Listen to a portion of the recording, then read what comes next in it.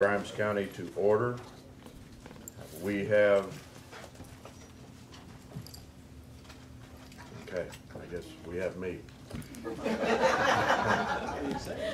I'm glad to have me to do the invocation, and then after that we'll have the pledges to the U.S. and the Texas flag.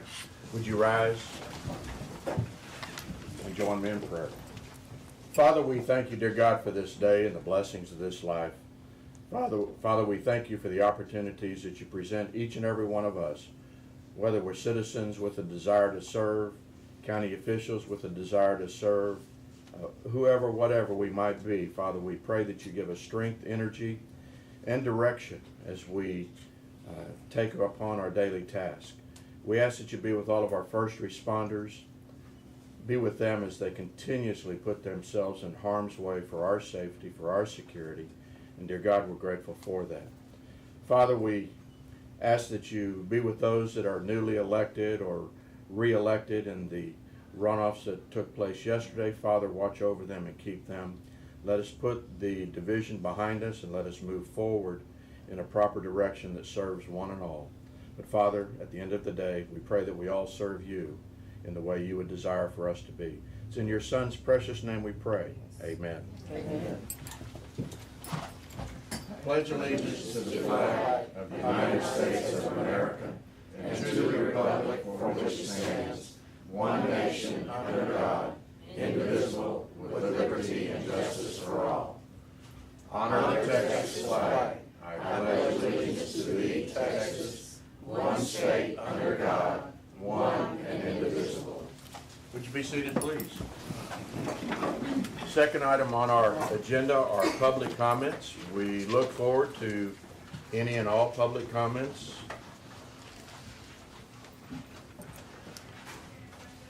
Oh, Mr. Goldstein, I thought you were coming to the podium.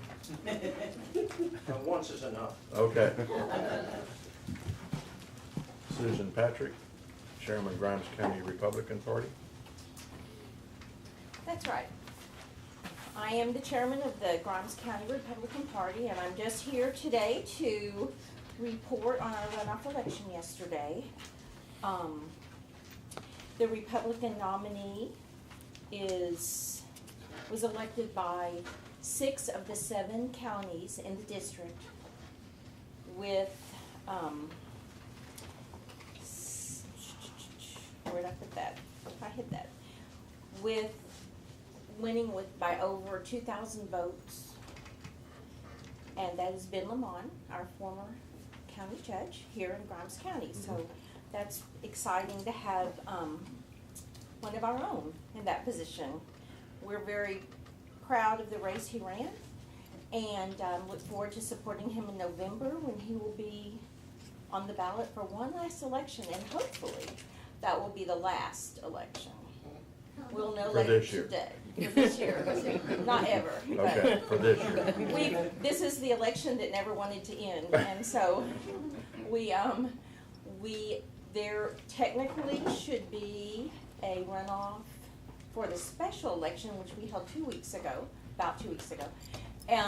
But my understanding is that the loser yesterday was going to concede that, so that the winner could move on in.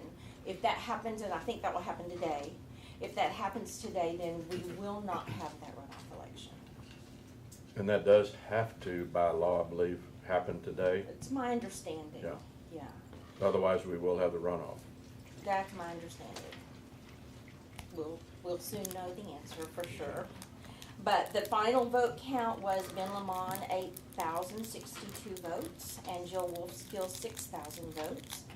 The Republican Party will canvass that election on May 31st, Thursday, May 31st, and we'll have a final. This is, of course, unofficial. Okay. Oh, I just do want to say also this. In Grimes County, Ben Lamont received 66.7% of the vote, so that's pretty resounding. Okay. Thank you. Are there any other public announcements? And finally, are there any other public announcements? Seeing none, we'll go to agenda item number 3, Number 4, consent agenda items. Consider agenda item number 3, consider and take action to approve the treasurer's list of claims and bills. Agenda item number 4, approve minutes of the previous Commissioners Court's special meeting on May 2nd, 2018, 9 a.m. Workshop meeting May 2nd, 2018, 9:30 a.m. Workshop meeting on May the 3rd, 2018, 9 a.m. Commissioners, y'all been busy. And minutes are attached.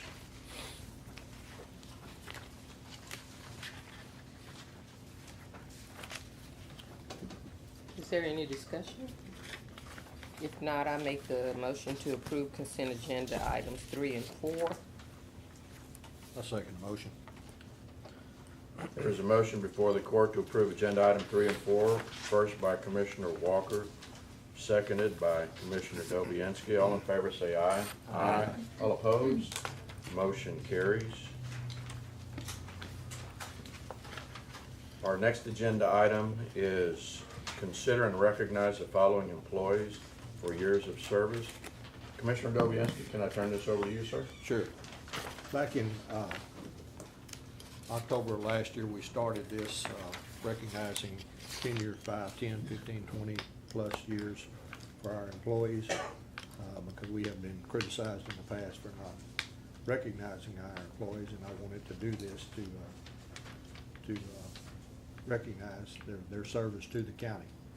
And Okay. I think Commissioner Walker wants to present one of them this morning. All right.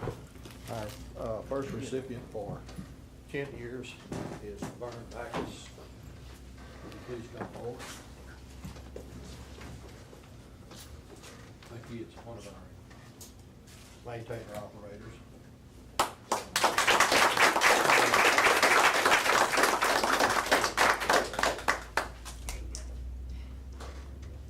Thank you very much for the pleasure to do that.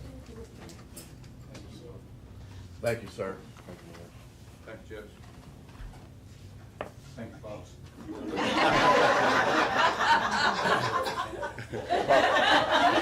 Party's over, back to work. All right. Our second recipient with 15 years of service is Anna Gonzalez, in the district clerk's office.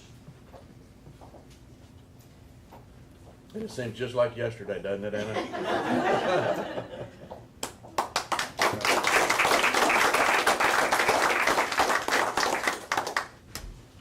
Thank you for your service. And I take great pleasure and honor in presenting our 20-year pin to our officer, investigator John Wren. We're so proud of you. You started with us at a very early age. So that lets me know we have a bunch of valuable. He poses with the stars, Commissioner, so he'll probably want 3 or 4 shots. There you go. He educates me. Thank you, thank you. Congratulations to all 3 of our employees for their service to the county and to the citizens of this county. With the court's permission, I would like to bring agenda item number 12 on the schedule up next, so we can take care of this business, and those folks associated with that, other than the county attorney, can get back to work. So, agenda item number 12, consider and take action to modify the lease agreement by and between Grimes County and Pinnacle Towers Acquisition LLC regarding the radio communications tower at the Law Enforcement Center. It is our attachment number 12. We've been through this more than a few times. Mr. Attorney, is there anything additional that you'd like to advise us on? This item was on the last agenda so that we could broach this discussion with the folks that hadn't seen it before. Didn't want anybody to feel like they didn't have an opportunity to review it before the court or before the judge was essentially asking, or the judge and one commissioner were asking it to be approved. Chief Green is here if you have questions for him. He's raised Couple of comments, just a primary one that I can think of is asking about ownership of the shack where there's certain equipment that's maintained. I'm going to, assuming that you all don't have significant changes today, or even if you do, I'll take those and communicate those with the draft and that you have in front of you. I'll respond to the representative for Pinnacle that this form is acceptable. There were some comments on my form. I don't think you have the comments, but you have in those items in gray that were to suggest to you that there may be some question about Right. those. How many spots in the future, what the definition of utility is. I still want to get some clarity on that from them, because one of the things that created a desire to make a modification was we found out they were laying the lines in the road, and we wanted to create an easement specifically for the lines that were coming off of the tower. So there's a Right. receiver, there's a tower that then runs to a provider, either in the road or at the school or wherever it may be. We want all of those lines to be in the same location so that we're aware of where they are, so we can avoid damaging those. Right now, there's a description of utility easement, but the definition of utility says utility is X, including but not limited to, and it names a couple of specific circumstances. I'm not sure that that's clear enough. I want it to be clear that utility is not just power, or not just, if it were electricity, but it is any lines that they're going to run that are coming off the tower ought to be in the easement that we've now created. So that's clear for Road and Bridge and future Road and Bridge folks, so that we can avoid that. Anyway, that's the most significant concern to me. There's a provision that says we're entitled to 3 additional spaces on the tower, in addition to what we have.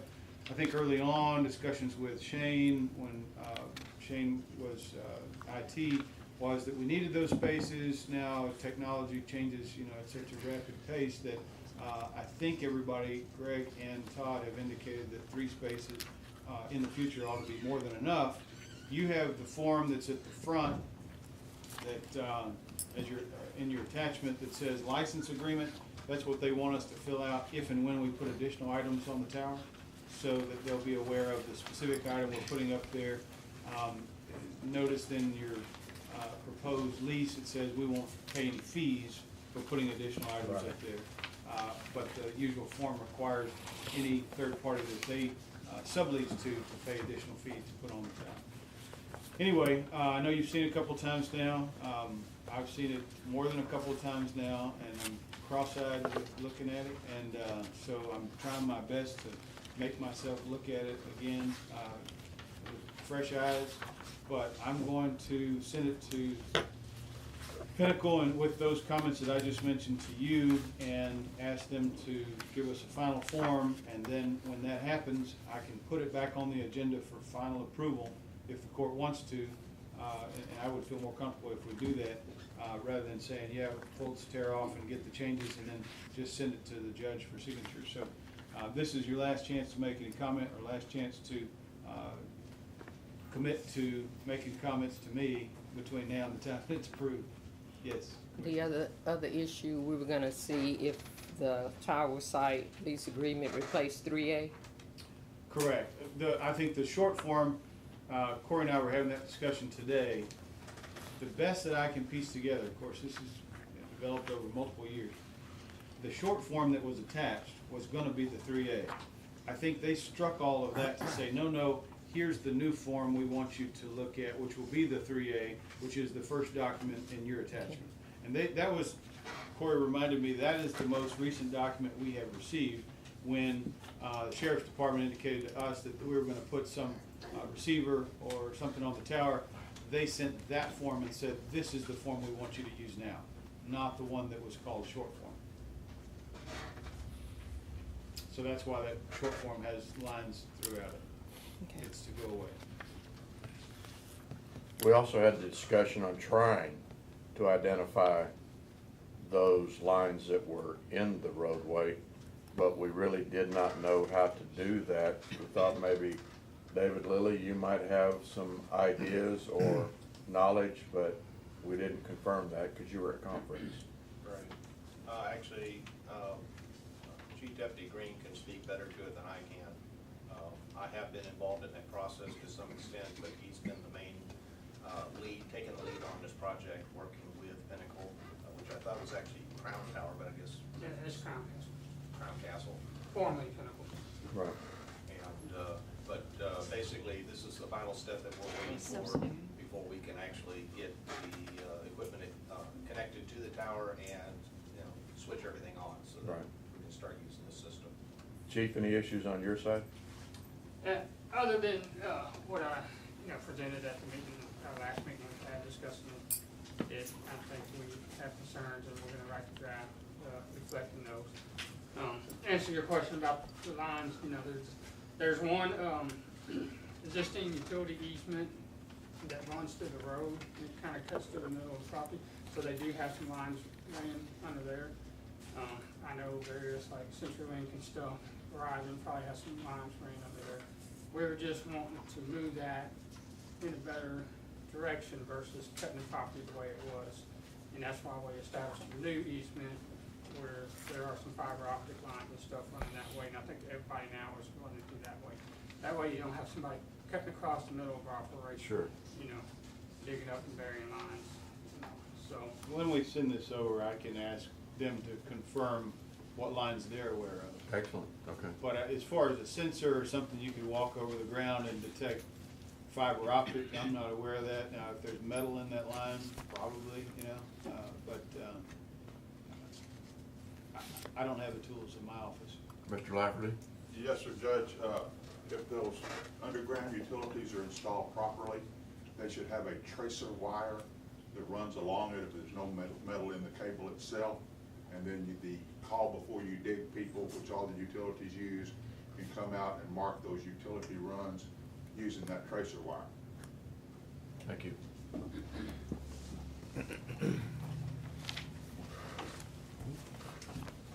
So Mr. Lilly just volunteered to call those people and have them come in.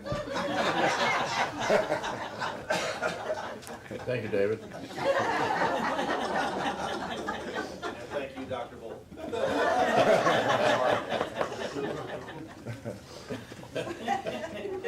All right. Well, Court, we've talked about it before. Any further discussion? Any motions to entertain? If I understand It correctly. needs to go back. We'll table it then? Tabling's fine, sure. Okay. I wanted you to have a last opportunity before I send it over to them.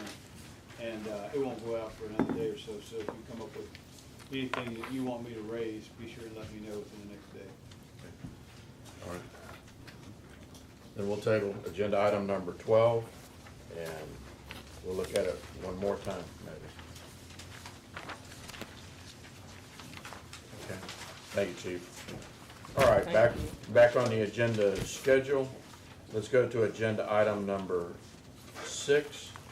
Justice of the Peace Precinct 3, John LaFleur, consider and take action to renew the 2 maintenance contracts with Precision Printing for the 2 Toshiba copiers at the Justice of the Peace Precinct number 3 location, and authorize the county judge as signatory. That's attachment number 6 in our binder.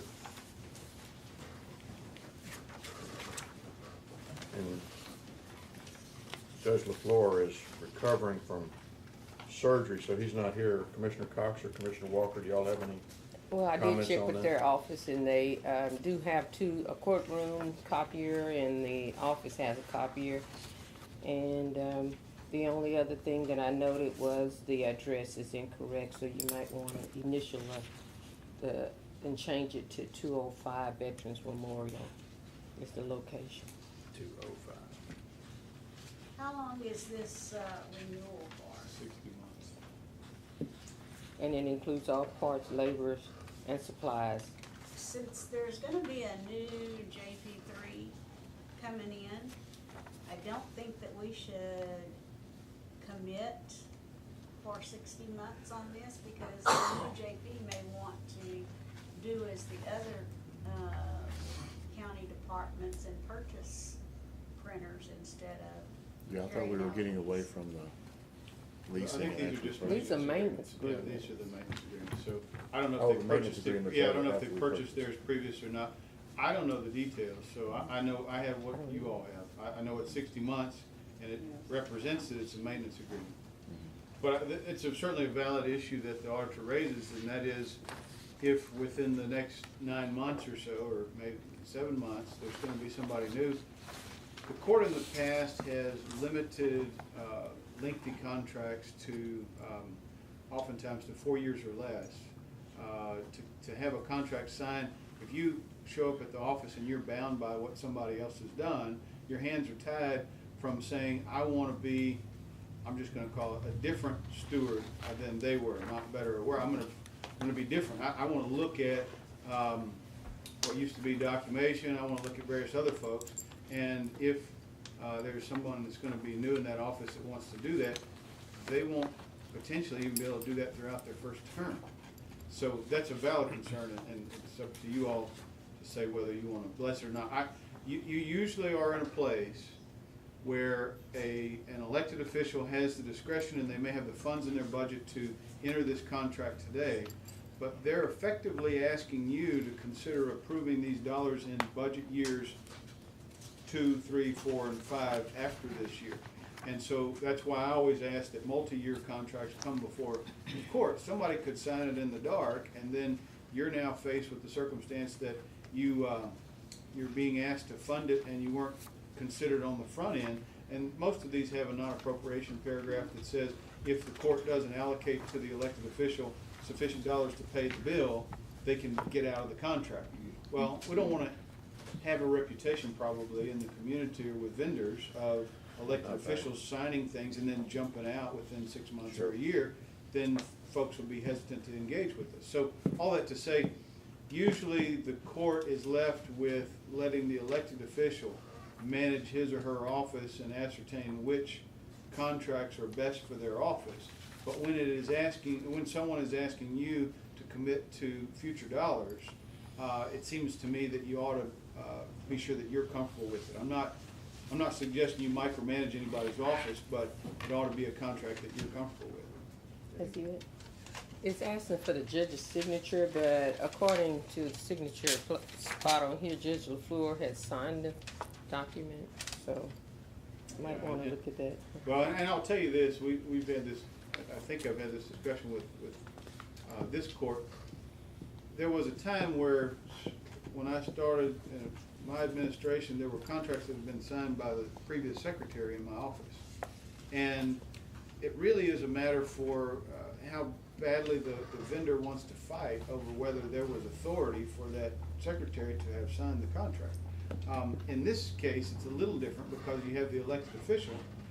He or she may have apparent authority when it comes to dealing with the vendor. The vendor may think the elected official surely can sign committing dollars in their own budget. But in all reality, you as a court maintain the ability to approve any and all dollars. You, in theory, are only approving that an elected official can spend the dollars in their budget for a given year and not for future years. So it's kind of gray, but suffice to say, you are giving certain authority to elected officials to spend money that you allocate to them on a yearly basis. When it's a multi-year contract, it's my opinion that the court ought to be consulted and ought to bless an arrangement, because you're being asked to fund this thing for multiple years in the future, and you may or may not be able to do it. I mean, it could be a catastrophe and you couldn't, but at least you ought to know there's that expectation that when you have future budget hearings with these folks, that they're going to be asking for these dollars because you've approved that contract on the front end. The only thing I got in my file was a copy of the maintenance agreement, and it didn't have any exit clause or information. If it does, I wasn't aware of that. Are you? I've only seen what you've seen. Okay. And there's the attachment. And there's no indication that if an issue comes up or there's a concern, upon 30 days notice on either party, then you can exit. But yeah, you're right. It's extremely limited if this is the entirety of the contract. And it also says that the equipment was purchased from Precision Printing. Well, and that would make So, sense if this is just a maintenance agreement. That would make sense. And that's what the court has decided as a policy. We're going to purchase this equipment and have it maintained. But I don't recall seeing any other maintenance agreements in the county for Precision. These may be the only ones. I think that Ms. is. Duff may have some. Yeah, we do. Okay. And I think they just recently got one of them because, as I mentioned last week, or earlier in the week, one of them's sitting in the floor now, the older one. So I'm assuming these are new. This is new equipment. I did not ask that question. I don't know if yeah, I don't know, could be. I mean, you need a maintenance agreement on old equipment, you need a maintenance agreement on new equipment. So I don't know, if you know, I don't know how new an eStudio 2035 is. So, because, you know, they change models like changing drawers.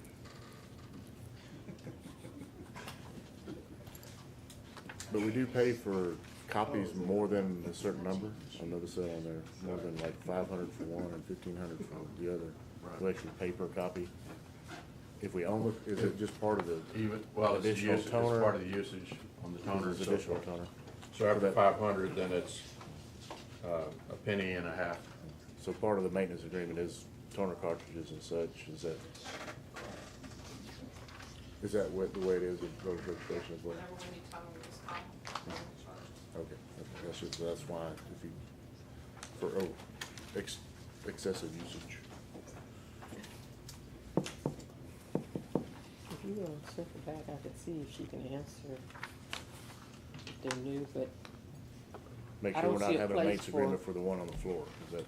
Do you all, there's a meeting next week, right? Next Wednesday? There's always a new meeting next week. we have one Friday also. That's your new slogan? Yes, there's always a meeting next week, yeah. I saw, well, so I think this expires the end of the month, so Correct. you'd have We'd time, have I time. think, to put it on next week. Well, that, but also the term bothered me because there's a 50-50 chance there's a portion of us or all of us won't be here in 60 months. Well, what you could ask the elected official to do, or the staff to do, is request from Precision, what the maintenance agreement fee would be for a 36, a 48, or a 60. And then you would have the ability, the problem, of course, is it has you then potentially micromanaging the office, which Yeah. I know you don't want to do. But if the maintenance agreement is the same, or it's, you know, just a insignificant amount of difference, I would think that the elected official would want to consider that, and certainly you would want to consider it. And maybe they have. Again, I don't know what they've done as far as shopping it, looking at any other place, considering 36 up to 60. I don't know, that's not, certainly not my role, and as it's not your role. So Commissioner, you'll check on the newness or the oldness? I can. We'll get my I'd like to office back to to contact Precision. Precision to see if there's a difference in price if we do a 24 or 36 or a 60. Who are our other maintenance contracts through with other companies? Is it Good enough. Documentation? UBO, UVO? used to be, Documation. Okay.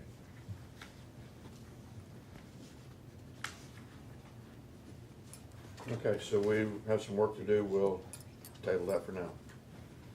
Does that agree? Yes. Good. Okay. All right, agenda item number 7. Elections Office Deputy Voter Register Vanessa Brzezinski. Consider and take action to approve, agenda item number 7. Consider and take action to approve payment for Vanessa Brzezinski to attend the 2018 County and District Clerks Association Conference in San Antonio, Texas, June 10 through 14, 2018. The 2018 LGS Users Conference in Las Casinas, Texas, August 8 through 10, 2018. And the 2018 CDCAT Fall Conference. You'll have to tell us what that stands for. Yes, sir. In Georgetown, Texas, September 5 through 7, 2018. We have attachment number 7 to help us in that. Ms. Brzezinski? Yes, sir, thank you. And, for your information, CDCAT stands for County and District Clerk Association of Texas. Well, of course. And so that would be for all our county and district clerks in the state of Texas. And they do have 3 conferences a year, one in the spring, one in the summer, and one in the fall. I can tell you that I will not be able to attend the one on June 10th through 14th, because we just found out we're gonna have another election that week for Richards ISD. So they're gonna be having early voting that week. So my services will be needed here. So I will not be able to attend that conference. So we can strike that one off the list. Okay. The other one is the 2018 LGS Users Conference.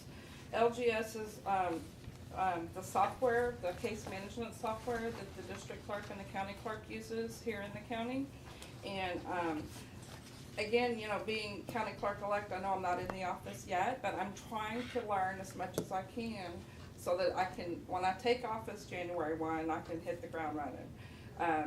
You know, I know I can't learn everything, you know, you kind of learn as you go, but I don't want to take office January 1st and then wait 6 or 8 months for the next conference to come up to learn something that I should have already known, and, you know, to better help my office and instruct my employees. You know, I should be familiar with the software and the procedures. And then again, the fall conference is just more training for, you know, the county clerk. So, and you do have the agendas, and the LGS conference, the registration fee includes the hotel. So that's why it's a little higher, because it does include your hotel. The hotel is not separate. We don't have a total. They asked that question last week, what was the total? The total of all three? Mm-hmm. Okay. But if you're not going to one, I'm not going to the one in June, correct, yeah. So the LGS was 530, and the other one was, hold on, I've got it right here.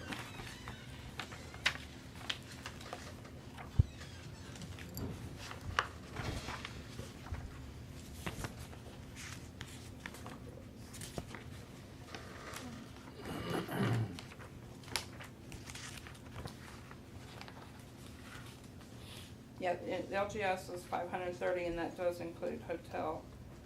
And then the one in September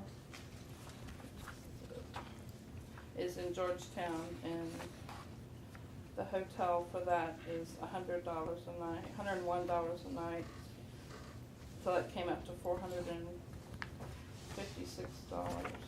And then the registration was, I think, $150.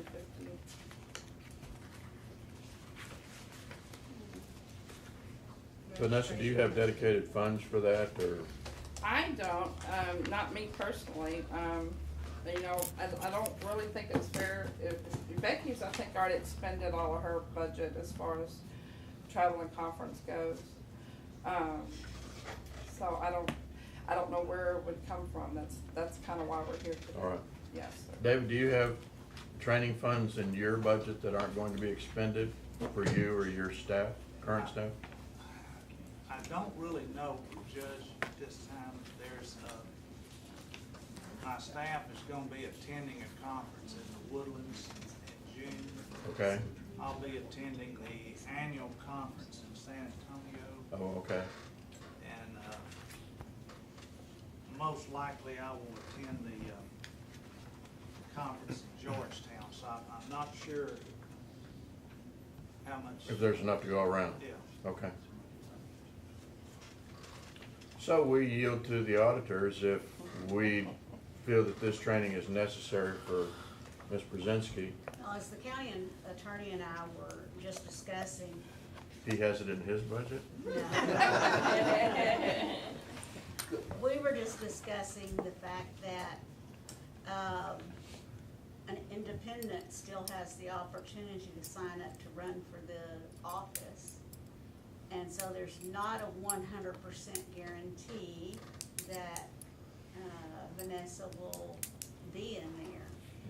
And anytime someone who's running for office, before they actually take that office, in the past, it's been they've paid for those conferences themselves. And But in those situations, most of the time, they're not an employee of the county, is that correct? that's correct. Okay. Now, So this is a bit of a different situation. it's, yes, and you wanna be careful on setting precedents. Okay. Also, And I would- will the deadline be in June for the independent independents I don't filed. know, I thought it was August, but I don't. You know? I think it's August 20 or 21, 22, and I'm not positive on that. Oh, what are we talking I about? thought it was in June. Somebody If you, files in. Oh. if you get a independent Okay, opponent, there is no, the deadline to file for an independent is the same for a regular, so you would have had to file back in December of last year to file to be on the ballot in November as an independent candidate. The exception for, this position is because he's filling an unexpired term, and Oh, that this deadline position is being August, Commissioner but that's Cox? only Yeah. for Okay. this, Yeah. that commissioner precinct. Uh-huh. That's just for an unexpired term. okay. Yes, so there will not be any more people on the ballot in November. So you're fairly confident you'll win? I'm the only one. If she votes for herself. I vote for at least get one vote. And actually, Hey, don't we get won't weird, even the be same voting on ourselves. We will be duly elected on the ballot. We won't even have people voting for us. We're already duly elected. Right, Everybody that won the primary. okay. Isn't there statute to that when a person is elected to a position? It says what? I'm asking you. I don't recall. Not to be smart. Yeah, I don't recall that statute in particular. This certainly would be something, in my opinion, certainly something you could authorize. The question is, do you want to begin this precedent? And what's not being asked today, and let me say, I applaud her efforts to get the training before she begins. So it's not a personal issue, it's just concerns I'm raising for you all to be sure and think through. What about mileage? What about per diems? What about the other things that go with it? You're expending dollars out of that, out of the general fund, I assume, to pay for those things. If there's someone else who is an employee or someone who potentially is not an employee that's now facing this thing in the future, what is your policy going to be with regard to those folks? That's my question, is be sure that when you're setting this, you can draw a distinction between everyone who gets elected having training the year before.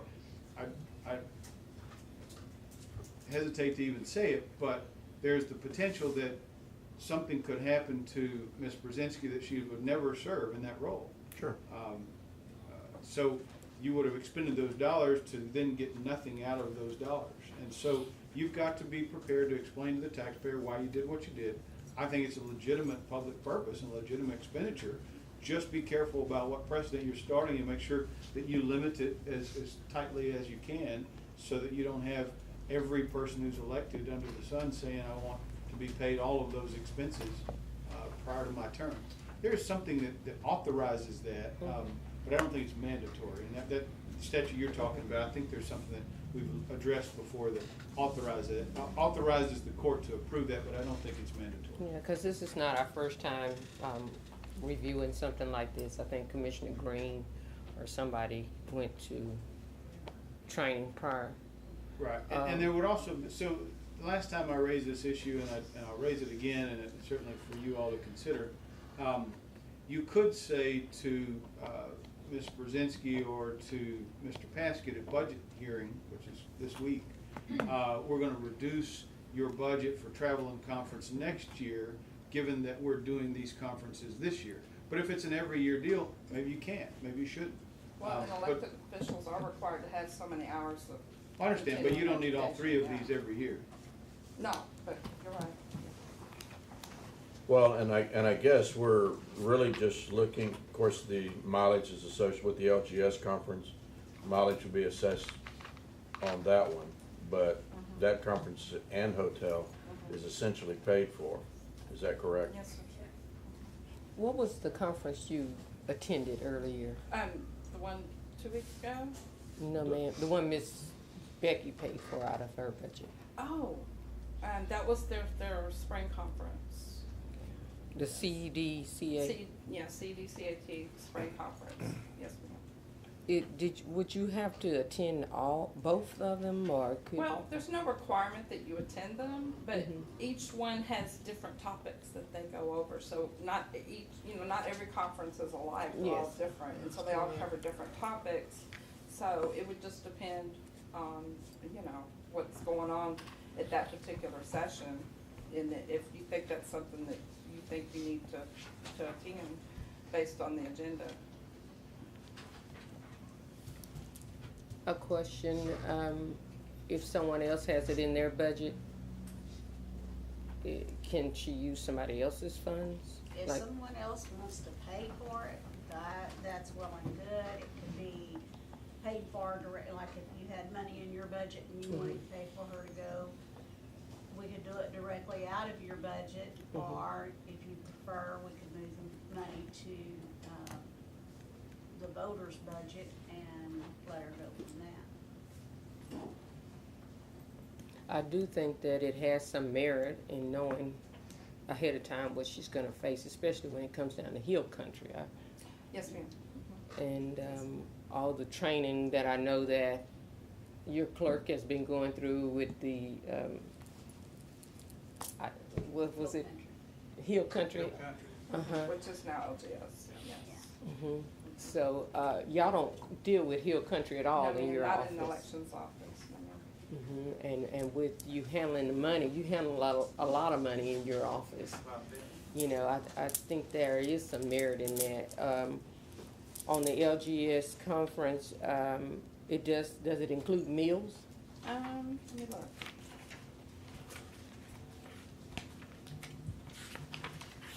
I think Diane's office is Seems going like too. it's maybe one of the meals, I don't remember, I have to go. I forgot it right here. All conference snacks, a T-shirt, and 5 meals. Yes, it does, Yeah, 5 okay. meals, yeah. 2 dinners, 2 breakfasts, and 1 lunch. And all the materials, the handouts and the stuff like that. Back to the precedent issue, I'm willing to look at these on a case-by-case basis. I mean, if we do it once, some might consider that a precedent, I don't. It is, I mean, it might open the door on a situation, but I think that's something to take under consideration. Sure, and you can address it every time.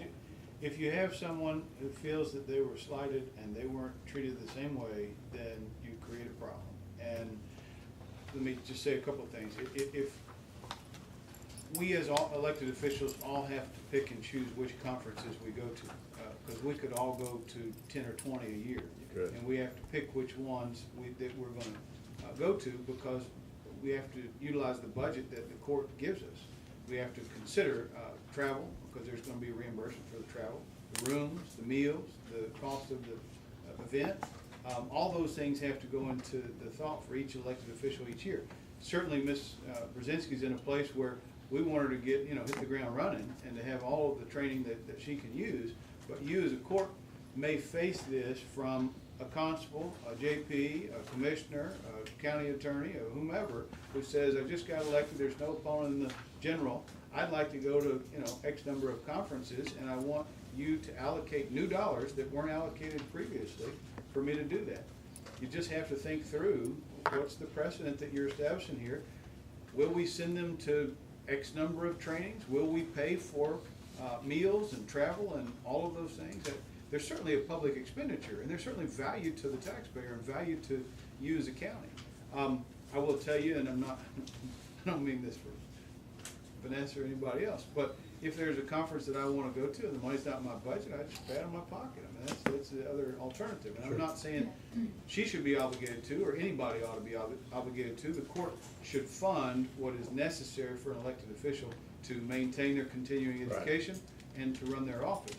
But there are lots of things that you need to consider that could have an impact when the next person shows up at the podium and says, I just got elected, or I'm gonna be elected and I wanna do these things. You'll have a hard time telling them no if you've told somebody else yes, unless there's some distinction. Diane? Mr. LaFleur? Yes, I just wanted to let y'all know that some of our conferences are reimbursed by the association. That's true. We fill out a form and they're reimbursed. Thank you, Diane. You're right. If it's a TAC, Yes. if it's a TAC conference, many times, and they'll reimburse up to about $750 a year, something like Yeah, that. I mean, it's a big. It's But- helpful. Are these reversible? Reimbursed. LGS is- Well, the I LGS think is no that's charge conference. other than the transportation, is that fair? I'm sorry. The repeat that. LGS is paid for except for your transportation, your mileage. Correct. No, it's not paid Well, for either. well, no, I have, they sent me an invoice, I have not paid that invoice yet. pending what happens today. Oh, okay, so LGS is not covering the cost. No. No. Oh, I misunderstood. Yeah, no, no, All No, right. she was Sorry, saying yeah. that the hotel and registration and all of her meals is. It's It's inclusive. included in that registration fee of Oh, $530, okay. yes, sir, Okay. sorry. And that's in August 8th, 9th, and 10th. And we won't be having an election, I don't think, hopefully. And then, you know, the one in Georgetown, you know, it's, I don't have to go to it, but to me, the more I can get, the better, that's all. Sure. The more I can get, the Is better. that one that will be reimbursed? Because it's a TAC? From the The one- association, yes. Mhm, yeah. It's not a And we got 100%, reimbursed but for the it- one that I went to earlier this year. Yeah. Now, I don't know if she'll get reimbursed because she's not an official. 'Cause I know Not if I take official one- yet. Right. If I take one of my girls, theirs doesn't get paid, but mine does, so. The elected official does. It may yeah. not, I'm not sure. But about- if Mr. Paskett is going to that Then one, he'll get the reimbursement, He'll be the one yes. getting the reimbursement. Right.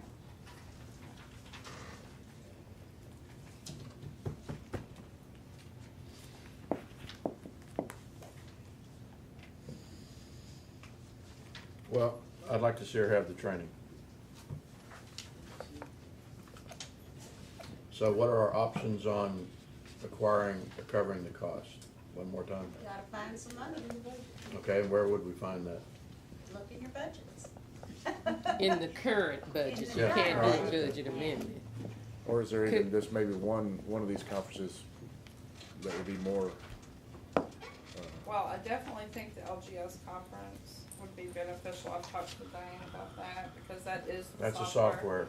That's- that I'm not familiar with, that I need to be familiar with. Yep. And there is, as David, correct me if I'm wrong, but there's just one person in your office that Yep. uses that, Uses that. yeah, so.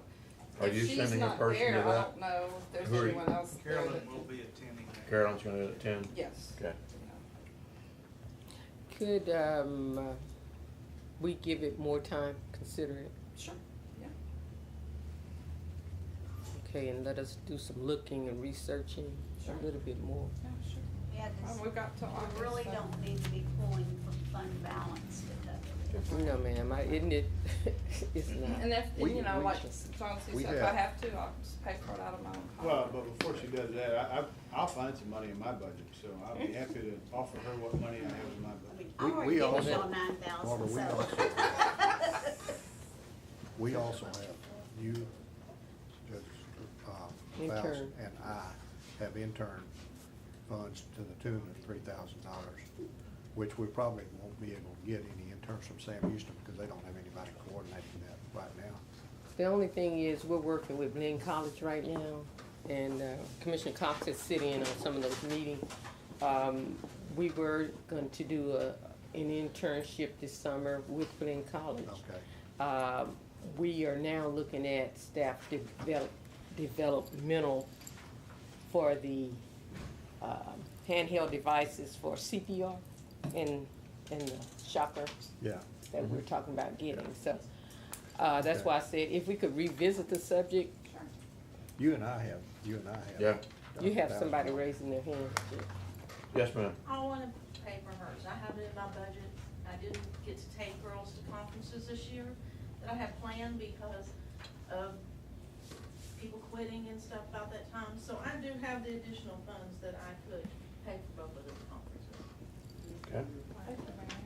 Thank you. Then that before us, is there a motion? I just have a question. All right. Yes, sir. Yeah, I assume since you're here, Ms. Beth does know she gonna have Yes. somebody out of the office. She's Yes, okay with that? yes, we've already discussed that. And that's why you scratched the first one off, That's because it correct, was not because convenient for we Ms. have an Duff. election that's gonna take place that week, yes, sir. And that's fair.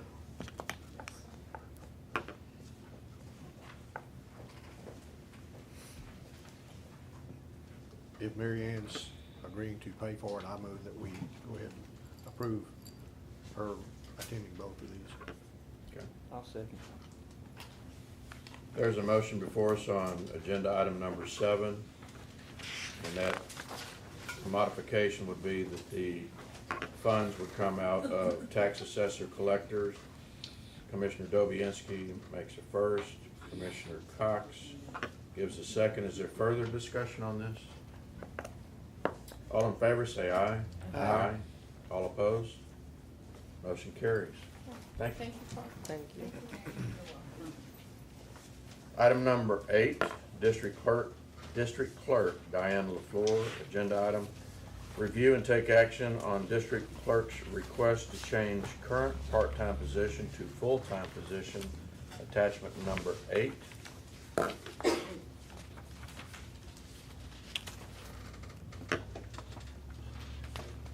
And I know how much you enjoy speaking in front of a crowd.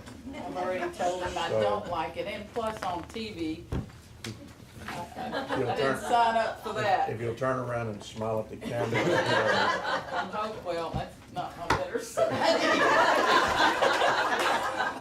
Okay, first of all, thank y'all for the opportunity, and, of course, I've given y'all a little information on my request, but I am requesting, my part-time, person has, resigned, so that position is open, and I'd like to, request at this time to have it put into full-time, because, for several reasons. One of the main reasons is where I had requested a full-time last year and didn't get it, and of course now we're even busier with the county court at law, and I've been doing some checking, but we have almost 100 cases in county court at law since it's begun.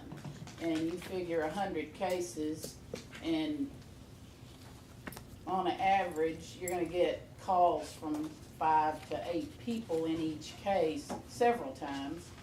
And so that's really gotten that part of that department just flooding. And we now have a case that has 499 defendants who will all be filing answers. So we're even busier than we have been. So now is, to me, a very, very crucial time for me to get a full-time person. And I don't know if I need to go over this because y'all have it, but the numbers, I do have money in my current budget that should come very close to covering to finish the year out with a full-time. Is that salary only or salary and the load? That's everything. That's everything. I have $5,000 in my salary line item available, and I have $10,000 left from my completion of my digitalizing, and I have $3,000 in the student intern that I never got because the person that was doing that, I think, left Sam Houston or whatever. So that's $18,000, and the salary would be a little over $10,000 plus whatever the load is. Okay, so it's $18,144.75, and I'm gonna be short $144.75. For this year. That's correct. Okay. Then, But we haven't heard your plea. Are you scheduled for Friday? Not this Budget Friday, hearings? next week. Is that next week? Are we having budget hearings this Friday? Yes. Yes. Yeah. I've got, I don't remember either, I have, 25th. I live by calendar, you have to look at my calendar. We do have Friday. But to address, I can't address that, for the 2019 budget, I'll still have the, the 25,000 that I was given for digitalizing, which I would be giving back because I'm not gonna be doing any digitalizing, and the 3,000 for the student that I'm not requesting in my That's 28. 19 budget, and the 15,600 for the part-time person. All those added together equal 43,600. The total load is gonna be, 40, let's see, 46. Anyway, the 28,000 over that it will accumulate for 2019 is the 25 digitalizing, and the 3, the student intern will, between adding all those up and subtracting the other, which I'm not an auditor, thank God, I'm gonna be almost even in 2019, looking at my things that I'm getting back, if that makes sense. Well, the digitalizing, you said is 25,000 left over? Yes, sir. So is that something we would budget for 2019? Well, And I guess not the going question to is, be if you're doing not any gonna use them, digitalizing. why would we approve it?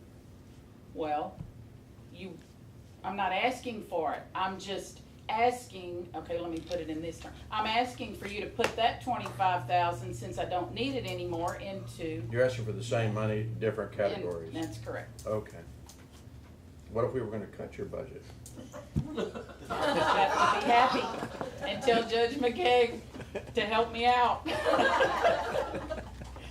Don't set any court. Yeah, we really have increased in our court dates. I mean, I've given y'all, our schedules for court, and, you know, we've never, in my 12 years, had 2 courts in one day, and we've got some of that scheduled for this year, so it's really increased. I do have a question. Okay? Is it something that a part-time person can still do? I mean, can you maintain, I mean, you started the year with the part-time person because that person moved on. Can you continue the year out with the part-time person? I could, but I can't hire somebody. Nobody wants to work part-time, or if they want to work part-time, they don't want to work full-time. So I haven't been able to find anyone that's willing to work for 3 months, or 4 or 5, whatever, how many months we have left, knowing that somebody's gonna replace them in January. And That's if a full-time position is approved. right, And my point was, when we start hiring full-time people, we're committing to a perpetual position. exactly. Not just for next year, we've already opened the floodgate for it to Exactly. continue. And whereas what you've been allocated this year for your part-time position, the difference between that and a full-time position from here on out adds another $28,000 to That's correct. the budget. That's And correct. and to me, now committing to a position that we have not said that we're going to do in 2019 puts us saying, yeah, we're gonna do this, you know. Premature.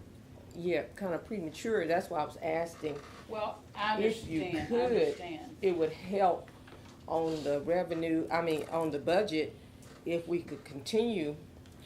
I understand what you're saying. If we approve a full-time, then a part-time person not gonna wanna do it. But at the same time, we're kinda like jumping the gun on if we're gonna Well, give you a I full-time person. consider an emergency for, well, 2 major reasons, and one is the court dates that are, you can't run the office with less than 2 people in there at one time, because you've got counter people and you've got phones ringing constantly.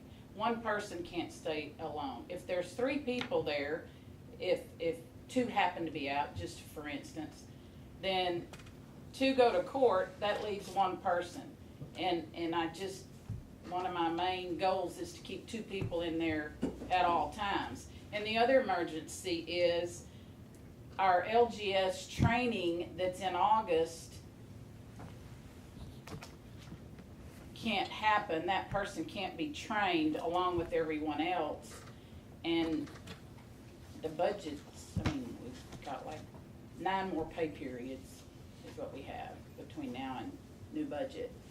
And I understand that you haven't approved it for the 2019 budget, but I'm pleading to the court. Your part-time person is gone. Exactly. How long has that person been gone?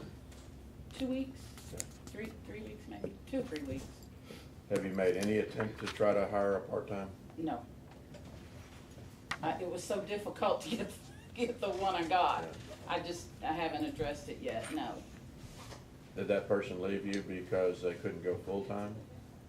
Well, no, No. that's not the only reason, Okay. but when I hired that person, that was somebody that had applied for full-time and accepted the part-time spot. just When was needed that a job. position approved? What year? Oh, the part-time? Uh-huh. I guess it's been 6 years, 6 years. maybe 6 Back when years. Gay was still here. Yeah, before my time.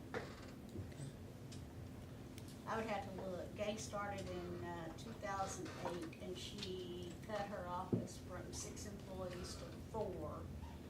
And I'd have to look back to see when we added the part-time person.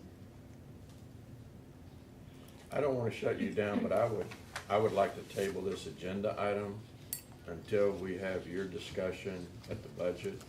We have more time to kind of go through this.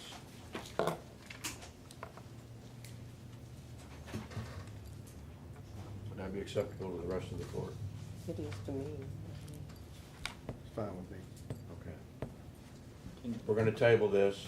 We've got your notes, but we're gonna talk about this Friday or whenever you're scheduled for your I budget. have everything with me but that. All right. I Thank- don't think it's Friday, at least next week. Okay, thank you, ma'am.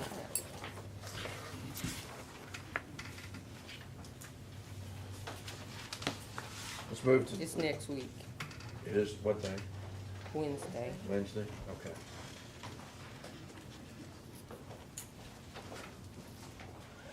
Road and Bridge number 9, consider and take action to authorize Road and Bridge to trade in the 2010 International 4300 dump truck with the VIN number, you can read it, to Carish Truck Center for purchase of the 2010 International 4300 VIN number, you can read that one.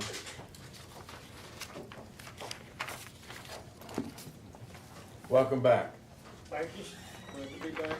We had no storms or floods or hurricanes in your absence. I appreciate y'all arranging that while I was gone. You're welcome. This is one of the small dump trucks that the drainage crew uses. The truck that we have right now is 187,000 miles on it. It started having some problems. Put it in the shop. They came back and basically said it appears that the main bearings are going out. They gave us an estimate of $15,000 to go in and repair it. You okay?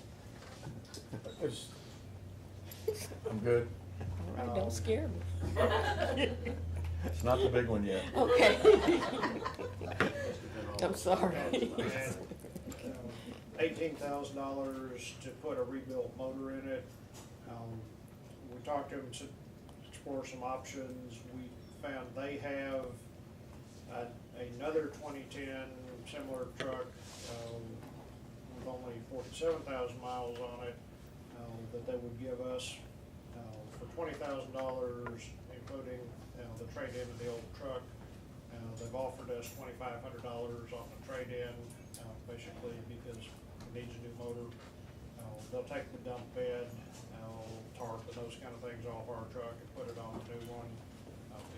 The new one is actually a Bluebell ice cream truck, so the body isn't quite suited for what we need to do, but the chassis is. So This the- item is just to authorize the trade-in of the old truck to complete the deal. So the repairs on our truck is 33,000? No, it'd be either 15 or 18, depending on whether we let them try to fix it or just put a rebuilt motor in it. And Oh, okay. for 20,000, we can get a truck with 140,000 less miles on it. So, seemed like a pretty easy decision. And you have the money in your budget? Yes, sir. Okay. I'm learning to ask Mary. Good deal. This is to authorize the trade-in, that's what you said. Yeah, I'm told the purchase doesn't require authorization because the money is already in the budget. But anytime we dispose of equipment, that has to be authorized by the court. Because our option is not traded in, we could put it on the We SWICO can turn or something options, else. other, various things, but under the circumstances, I think it's probably best just to go ahead and take the trade in and be done with it. Agreed. And the trade-in is for what amount again? 2,500.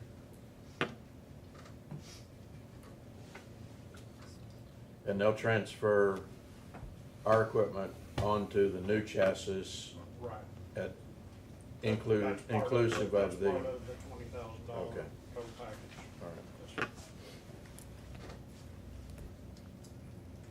sir. There's no discussion. I authorize Road and Bridge to trade in the 2010 International 4300 dump truck as presented. I second the motion. There is a motion before the court on agenda item number 9 from Commissioner Mallett. There's a second by Commissioner Dobianski. Is there any further discussion? No, sir. All in favor, say aye. Aye. All opposed? Motion carries. Number 10, consider and take action to award the asphalt and emulsion contract and authorize the county judge as signatory. This is reading material on this one. We just needed more reason. I'm worn out. Open bids are, it's a semi-annual asphalt contract. The open bids last week, we had 5 bidders, which was excellent. Cleveland Asphalt and Martin Asphalt were the 2 lowest bidders. Unfortunately, we bid 5 different products, and the relative pricing is not consistent. The items I highlighted in green are the lowest figures for those particular products. Overall, Cleveland Asphalt had better pricing on 3 of the 5 items. One of the 2 that Martin was low on, the MC 800, we use very little of. On that basis, and consideration of some of the other charges that they have or don't have, I'm recommending that we award the contract to Cleveland Asphalt. We also, in this contract, we extended it to the end of the year, end of the calendar year, rather than the end of the fiscal year. Because during the winter, we don't use much of this. Right. The previous contract that we awarded back in October, we haven't utilized because we're just now getting into the paving season. So rather than, rebid it at a point in time where it wasn't gonna be used, we push that back a little bit just for efficiency. Any questions?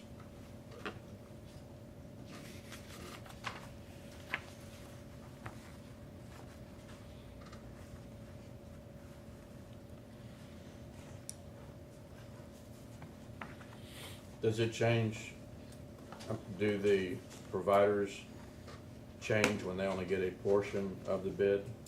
Or are they locked into what? In previous years, the contractor's gone to a provider for all of the products. Currently, Cleveland Asphalt has the contract. So it's not really set up. It could be divided, you could pick and choose, and we have not chosen to do that in the past. And you say you don't use much of the MC The 800? MC 800 is one of the ones we use very limited amounts of. What about the RC 250?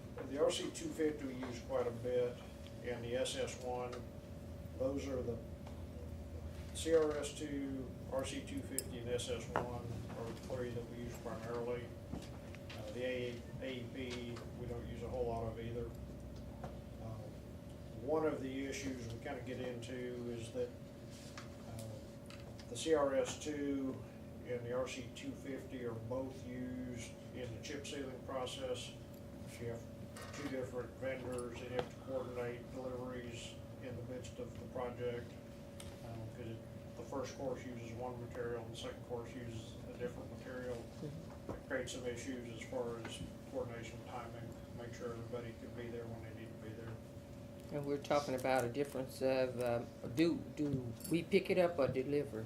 Is it delivered? Typically, it'll be delivered if we're doing a significant project. They generally have a 5,000 gallon tanker they'll bring out.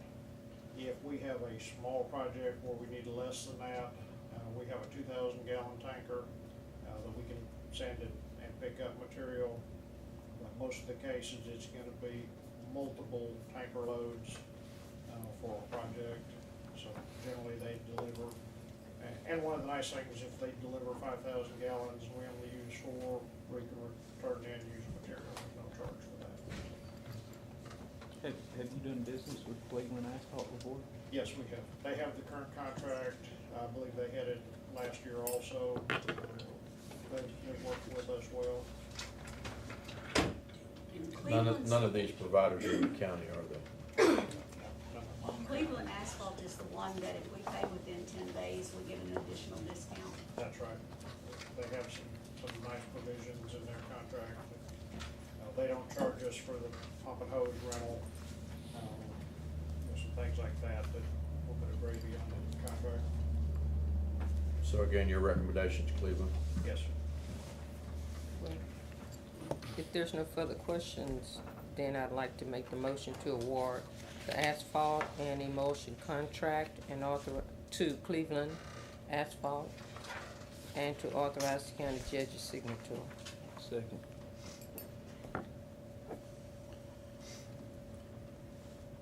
There's a motion before the court on agenda item number 10. First by Commissioner Walker, seconded by Commissioner Cox. Is there further discussion? All in favor, say aye. Aye. Opposed?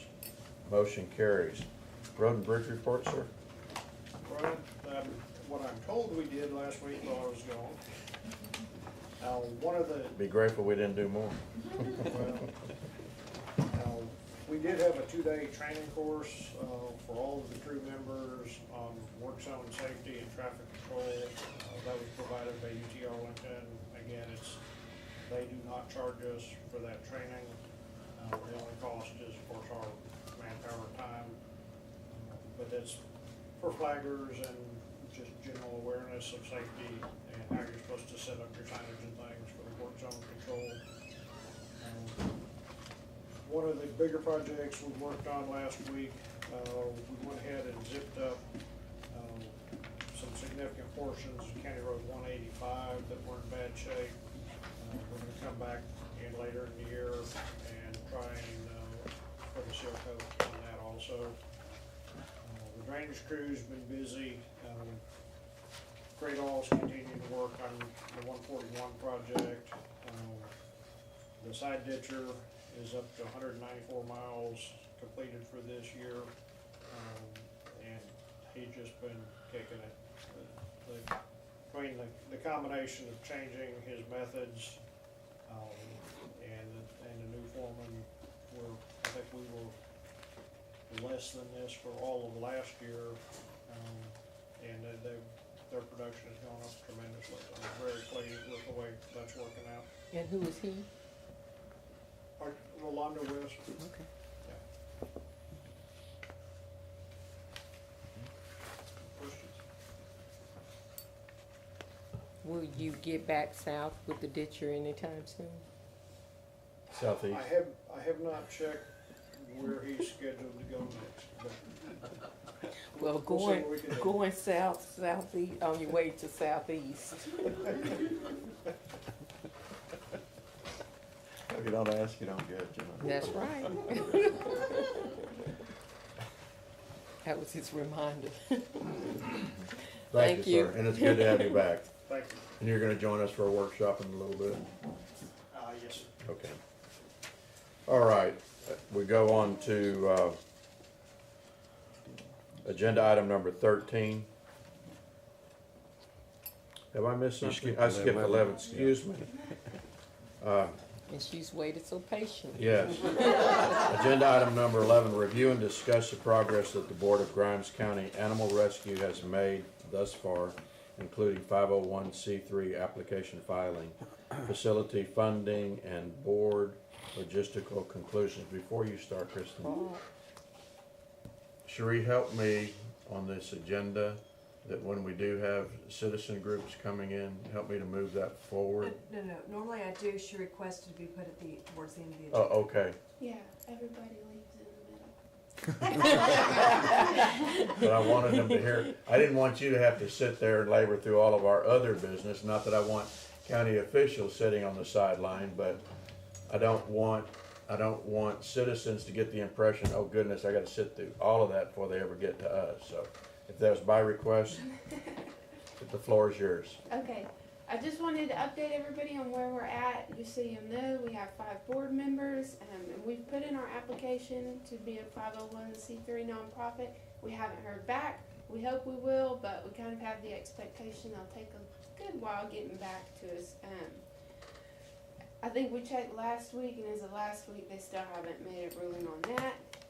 Just as far as what we're looking to do for the shelter, we're thinking cats and dogs only, probably 30 to 40 dogs and 15 to 20 cats would be its capacity at any given time. Say that again? Yes. 30 to 40 dogs and 15 to 20 cats. And is that number dependent on size of animals, or? It shouldn't be, because really we shouldn't be limited to that respect. There will be different cages for different sized dogs. Cats Okay. all go in the same, and there'll also have to be quarantine rooms that won't be included in the general population of what's there also. If you put the cats in with the dogs, you wouldn't need as many cats. Your idea, not mine. I like cats. I like dogs. And then we're looking to hire maybe one person to be there part-time during when we're considering being open. As a board, we don't think it's very economical to really be open for a full week, so we're thinking just a few days of the week and during key hours when we anticipate people would want to come in. Excellent. And so we're looking to hire someone to be there for the public during those hours and just to oversee the general operations of it. And so far, we have following contributions. We anticipate the shelter will cost $300,000 to $500,000, so we're settling on 4. We're not for sure. We know we're going to be limited to some pretty expensive systems as far as ventilation and cleaning and safety. So that's just an estimate, and a Grimes County citizen has agreed to contribute $200,000 of that, contingent upon us receiving 501c3 approval. And the Sheriff's Department has agreed to provide the labor for the facility, so our labor costs will be limited to the one person we would hire. The Sheriff's Department would provide the labor to feed the animals and clean the facility. And then, of course, there's the added benefit of the security would be enhanced by their oversight. That is contingent, it would have to be placed, of course, by the jail where it would be accessible to them and it wouldn't become too much of a burden on their current operation. So we're planning on continuing to fundraise, and we'll seek, of course, as far as operating, we seek preferential pricing with vets, things like that to help us reduce the cost. We will request donations when animals are dropped off, but not mandate them. That's our thoughts at this time. And then, of course, there will be an adoption fee when people pick them up. But you're smart enough to know I didn't come here just to tell you all that without asking you for something. So right now, we're in the process of trying to come to an agreement between the county and our nonprofit for the usage of the land. And we don't have a final agreement. We don't have anything like that yet. You can see you don't have anything to review because I don't have it yet, but I would like to seek your tentative approval to come to an agreement to use the land contingent upon a final written approval going through the county attorney and then coming back for y'all's final decision. And the agreement's on my desk, and I think I may have asked Corey yesterday to send it back to Mr. Bruns, is it? Bruns, she did. Bruns. He's out of the country right now, so he's on vacation. But when he's coming back, he should be getting it. Right, and it's similar to, we've had this, various members of the court and I have had this discussion. We had agreement with the Lions Club. The Lions Club was permitted to use space at the fairgrounds to build the facility, knowing that the facility would be attached to the dirt and would take on the nature of the dirt, meaning that it would belong to the county after it was constructed. But in exchange for the construction, the Lions Club gets to use it on a regular basis, and it would be the same circumstance here, at least how it's drafted at this point. We trying to massage I think the final terms. I wanted to have a term, a defined term on it, or at least say that it terminates upon the cessation of the operation as an animal rescue facility. But a lot of it is going to be dependent upon what the sheriff's office is willing to do. I think at least what I've heard as far as their willingness to participate as far as labor. You all will need to consider, I think, because we talked about having an aerial that we would attach showing the approximate location. If you intend to build a facility over there, you'll need to consider where this rescue facility should be located, or the shelter facility should be located. Have y'all been on site over there, and do y'all have a recommendation? We haven't gone out and walked around it yet. And the sheriff, he of course wants in a location where it looks nice going up. One of my concerns is that if we are putting more county facilities, I don't want it to become intrusive in any way. That's my main concern. And then it will require a fairly extensive clean system as far as the wastewater that's going to be coming, because it's going to be the main mode of cleaning. And I don't know if there's additional requirements for that we need to consider. I'm not sure. But as far as a location in mind, we don't have one. We have a location, don't we, on what we're considering, right? Do we have a site location for the new building? Yes. Yes. Okay. My question is, with that being in mind, what would it need to be located far enough to where we're not smelling it, or? Yes, I know. Yes, that's what my we point. talked I don't want it to be intrusive in any way. So it needs to be there so that the sheriff can provide that labor, because that's a lot of expense that it's going to save us. And that's going to keep it from being something that you have to fund in the future. We don't want it to turn into that by any means. But I'm not sure where those are going, so we're open and we're flexible on it. We just want it to be a convenient location that would work with what y'all are doing. And there's also there's a gun range back there, so we got to. Oh, it's a gun range back there. Yeah, so take into account. I don't want to raise gun range issues, but we want the dogs and cats flipping their lids because they're too close to the gun range. We also have the easement that we talked about for the utilities that are coming off the tower. So we just need to think through the site plan and where it's going to be. Would it be an enclosed facility or open air primarily? It depends. A lot of what they're doing now is they have an enclosed part, and then there's runs that go into an outdoor area. We haven't had a professional design done for the facility yet. But Is it gonna be a fee per animal assessed to the public, or what are y'all considering? Right now, we haven't decided. Our initial thoughts were that if the municipalities were able to contribute based on maybe the amount of animals taken in from that municipality, then that would be something we would like to look into, but right now we haven't decided. We're still in very preliminary stages as far as that goes. When we first considered this as a county, Commissioner Krieger and I had talked to some other surrounding areas, and they used a fee per animal so that they weren't overwhelmed with animals, and it helped to cover the cost. So just an adoption. no, like a drop-off fee. Okay. You know. We would like that. Our concern is that if we tell somebody, if you bring this animal to me, like Wednesday through Friday between the hours of 12 and 6, there's going to be a $100 drop-off fee. They'll bring it Monday at 9:30 p.m. and then you'll find it there.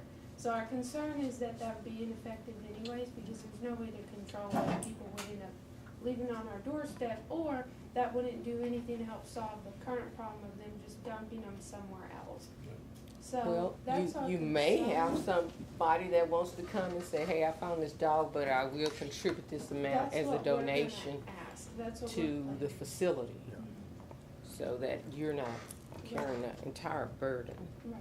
Because I've seen the dogs out there, Okay, so, and I've heard about the dogs. I mean, that most of our calls Well, we get a lot of calls for dogs and animals. It's a key item on our strategic plan also. But in your research, or as you continue your research, one of the things that I would ask you to put together in your mind what it would take for the salary or the hourly rate of that part-time person. And I do like the idea of limiting number of days. That doesn't need to be a 5 or 7 day a week. And most shelters are like that.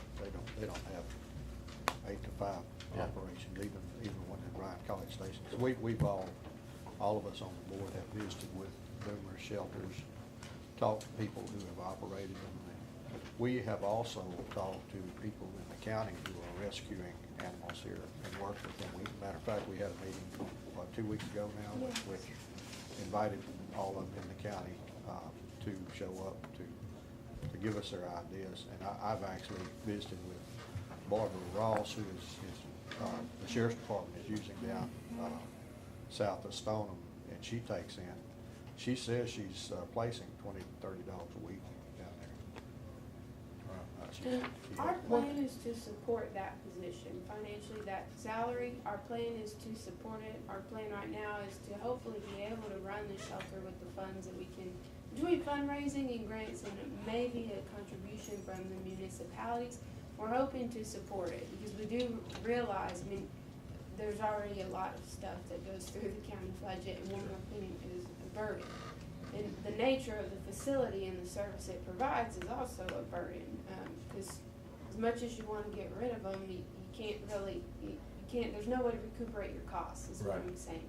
So we realize that, and our intention is to support it, but right now, you know, the labor from the Sheriff's Department, that's gonna be very important to us, very valuable, and the only way for us to make it to where they can do that reasonably is to put it next to their facility, or the general facility. Mr.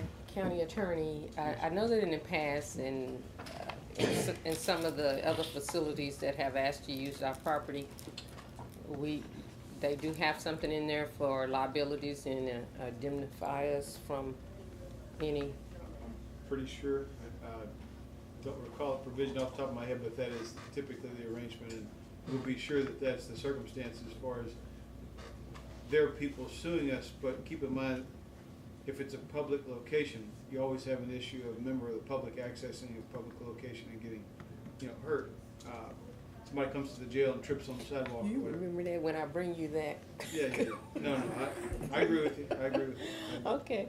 I want to say, I just want to compliment you on your presentation, on the work you've done. You're a very smart young lady, and may God bless you in your efforts. It's beautiful. We don't need to vote on it because it's unanimous. But as you guys are working within your organization, you're pursuing the 501c3, that's kind of focused on your end. On our end, your request from us would be to maybe move forward and finally help decide on a geographical location where we're going to place it so we can get that locked down. Once that's done, then y'all can go into your design phase and maybe put a closer final cost to what that's going to take. And then we can get into the building process.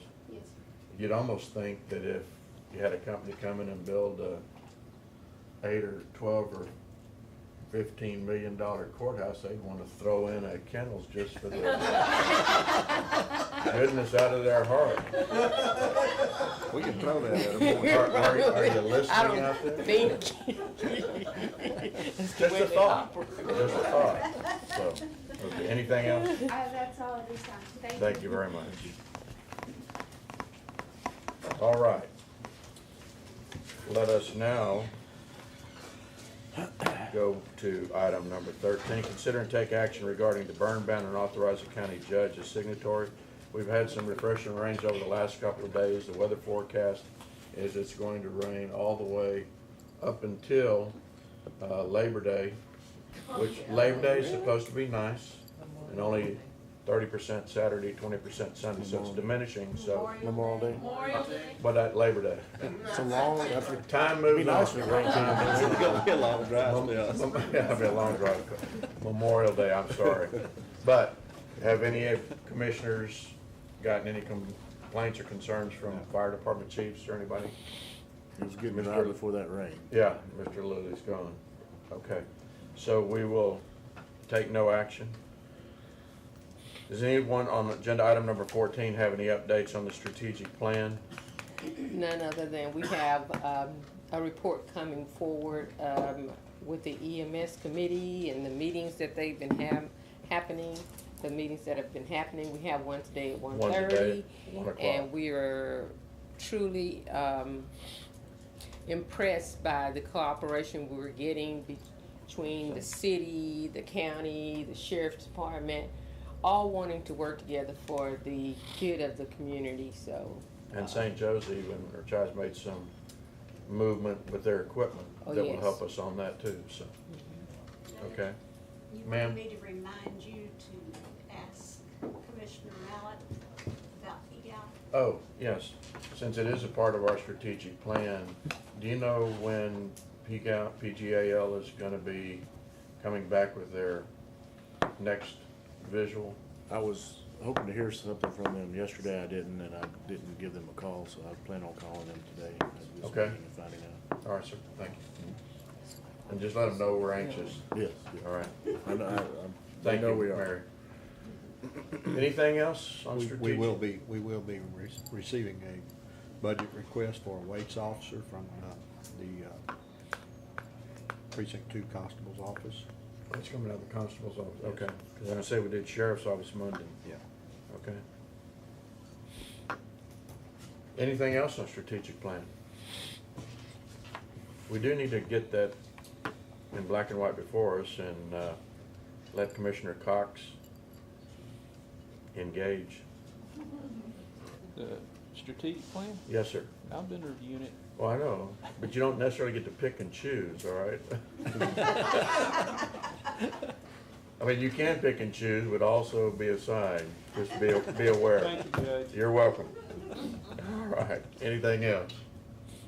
Let's go to number 15, consider and take action to select salary grievance committee according to local government code 152.014 and 152.015. Our county attorney, would you refresh us on that process? Oh, geez. Good. Because it is a process. 152015 indicates the public members of the grievance committee shall be selected at a meeting of the court, but not later than the 15th day after the request for a hearing. My understanding is there's not been a request for a hearing. Correct. 014 is the section that talks about whether we choose 9 public members or I think it's 3? Yeah, three public members. So if you go with the 3, you also have the sheriff, the county tax assessor collector, the county treasurer, the county clerk, the district clerk, the county attorney, and then the 3 members of the public. So you can draw those by the slips. I'll go through that process in a second. Or you can draw 9 members from the public, and you would do that using the slips in the process that we'll talk about in a second.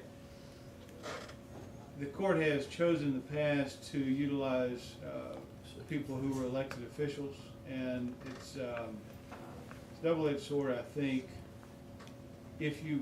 My experience was, or has been, that if you had members of the public come in, they aren't as familiar with what elected officials do or what the pay or salary is of other elected officials.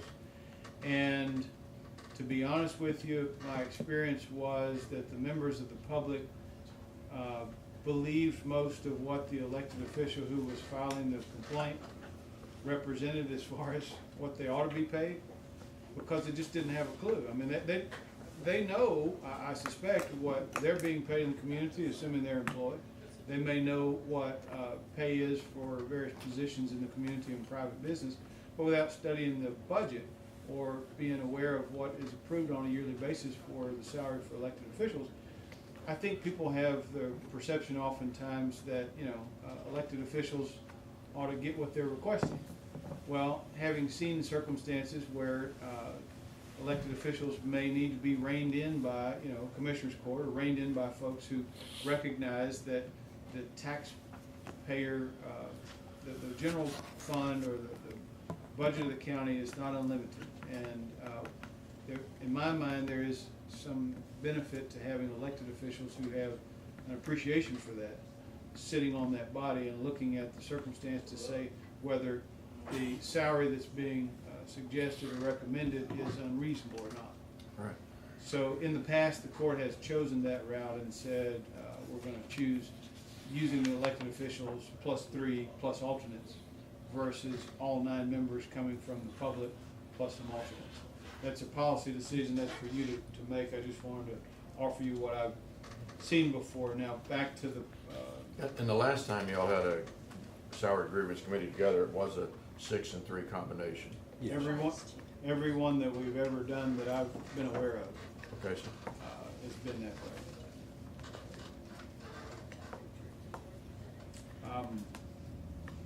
152.015 indicates that before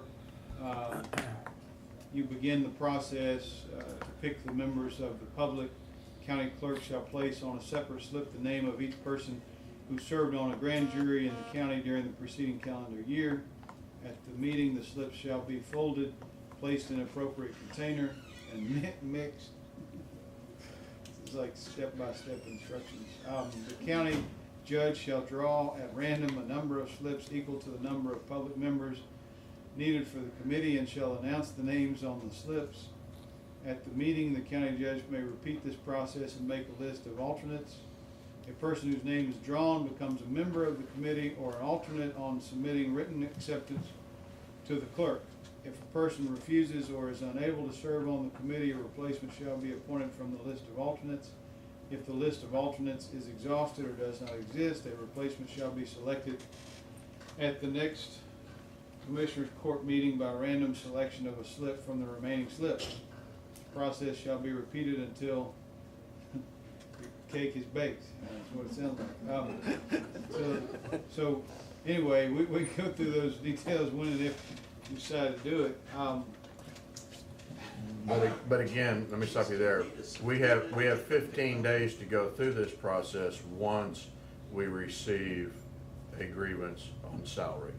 Yeah, the public members of the committee shall be selected at a meeting at any time during the year, but not later than the 15th day after the date for request is received. Okay.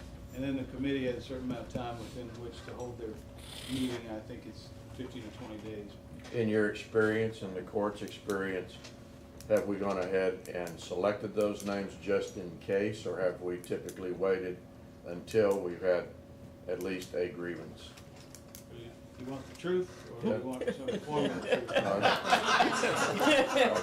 truth? Based on your experience, what have we done? I think the county judge recognized that there was going to be a circumstance where a salary grievance committee might be necessary. Okay. And when he began to, the last county judge, let's say, when he began to foresee that, he said, let's go ahead and put this committee together. Never you mind that we haven't received a request for a hearing yet. So if you're thinking that you're gonna step on the toes of some elected officials, maybe now's a good time. If you don't intend to, maybe you wanna wait until you get a request. Of course, I'll shut up. There's no need in I would rehashing recommend that. that you go ahead and pick a committee because of the, looking over the budget requests thus far, I would recommend you go ahead and do that. Well, since we meet every week, what's our motto? There's another meeting right around the corner. Is that our motto? I would ask the county clerk then to get that list He's already got it. You got He it? was prepared to Let's do do that it today. Okay. Well, we're here, shall we? Let's do it. Okay, there's a recommendation, we'll go ahead and draw them and do it. And is it the recommendation of the court that we use the same processes in the past, or the same setup where we use 6 elected officials that are designated and 3 public individuals? Yes. Yes. Okay. Can I say something? Judge? Sure, you can. We can certainly do it today, but it's not a very positive outlook on the budget process to select a grievance committee before we've even figured out the budget. I'm just saying. Yep. And if y'all wanna go ahead and put the grievance committee together, I guess they can get their ducks in a row or Well, whatever they it's- need to do, but. Well, you It's kinda like having a fire plan of escape, but we're not planning on a fire, Yeah. so. Well, the But I fir- appreciate your comment. The first Thank year you. that we had a grievance, we kind of ran against the time of actually having our budget approved and ready to go. So it was a timing thing with that. So I don't know And what this is- exactly this- our timing is to get it done, selected beforehand, if this is early or Well, if it's about the time we did it last year. One of the things that, and I think the previous county judge had his assistant handle it, but call all of the people who are selected and make sure they're willing to serve. This statute, step by step, how to select your grievance committee, says they become a member of the committee upon their written acceptance to the clerk. So after you draw today, somebody's still gotta contact them to say, this is what's going down, are Right. you willing to serve? And then get their written acceptance. Right. So I think that was kind of the freak out with having it too late, was that we got the request, now we gotta pull the slips, we gotta contact these folks. Not that, you know, we worry about the county judge's staff today, I know they will knock it out within a short period of time, but, if you wanna give maximum amount of time for the committee to be assembled and people to be able to approve, there's nothing wrong with assembling it today. I certainly recognize the commissioner's concern that sounds like you're setting yourself up for a circumstance where people are gonna be aggrieved, but, if it's about running out of time to just have this group of folks in place, not really any harm in doing it. Ready? Now, I don't know if we determined, did we say we determined, do we need to say that? What's that? What process we're gonna use, either 9 public members or a It's set, combination? yeah, it's set for take action, and so, maybe you wanna make a motion and then follow it with pulling the slips. All right. If you're gonna do 6 and 3 or all 9, or if you're gonna do the pulling the slips today. Yeah, if you could take the action, make a motion second, take the action and then do it. Somebody could say, I don't agree with 9 people, I don't agree with 6 and 3, I don't agree with pulling slips today. So, yeah, I probably wanna make a motion and take action on it before you go pulling slips. Then make sure if you're gonna do it, this is an appropriate container, be sure that they're mixed, you know, so several things we've gotta follow here. I'll go ahead, I'll make the motion to select the salary grievance committee with 6 elected officials and 3 public members with 6 alternates. I believe that's what we did before.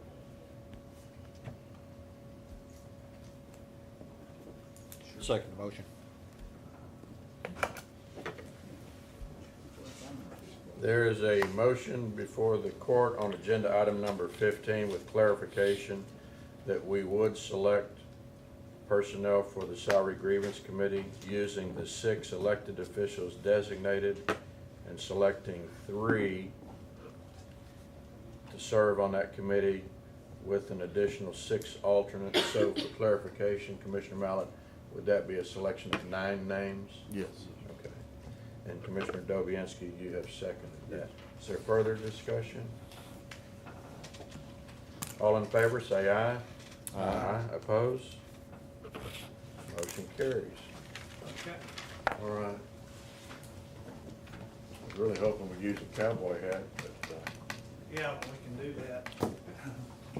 Judge, Mike's this is got one over the list of people who served on the Grand jury, jury right. on the January term.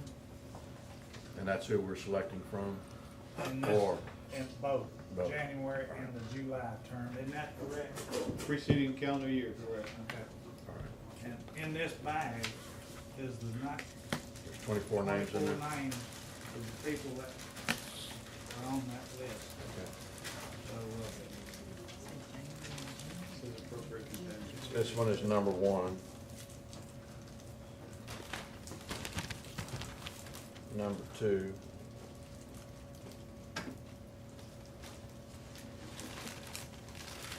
Number 3.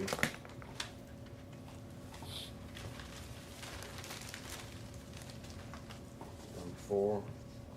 Gotta drop one. I'll draw it for you. Number 5. Number 6. Number 7. Number 8. Number 9. That's it. Okay.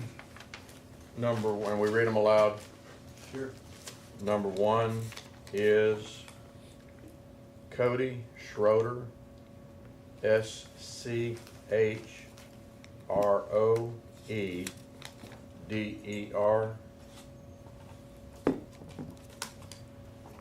Number 2 is Terry, TERRY.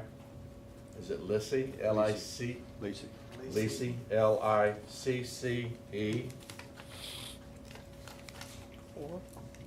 Number 3, Thomas Abercrombie, THOMAS ABERCROMBIE.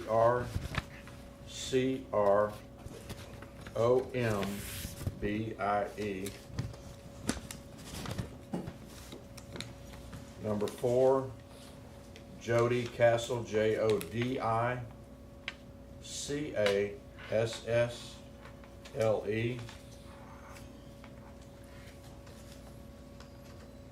Number 5 is William Heathcott, WILLIAM. Heathcott, HEATHCOTT.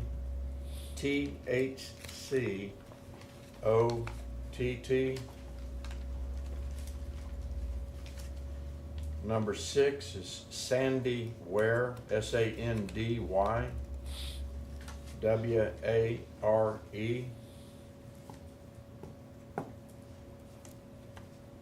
Number 7, first name Mark, MARK, last name Telthorester, TELTHORSTER.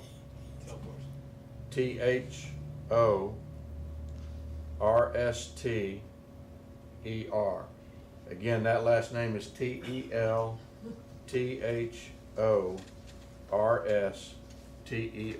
How do you pronounce And it? pronounce it. Telthorster. Say it again. Telthorster. Telthorster. Works for a sheriff. Mark, if you're watching, you're number 7. He works for the sheriff department. Number 8 is Lanny Kowinski, LANNY. Kowinski on Road and Bridge. Klawinski is KLAWINSKY.